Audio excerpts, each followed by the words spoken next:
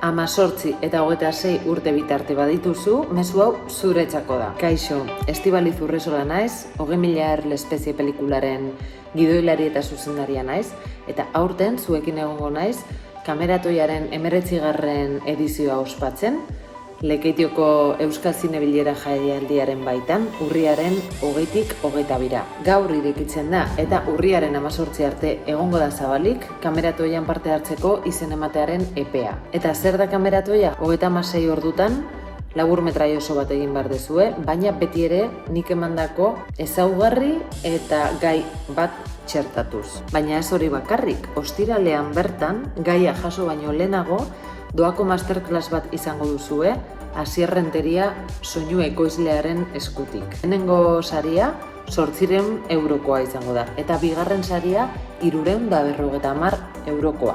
Izen ematen duten lehenengo 20 pertsonek urriaren 20ko gaua doainik pasa ahalko dute. Beraz, gogoratu izen emateak online direla, urriaren 18 arte izen emateko epea zabalik egongo dela, lasteribili, bizkoribili, zeren lehenengo 20 bakarrik izango dute lehenengo gaua doa.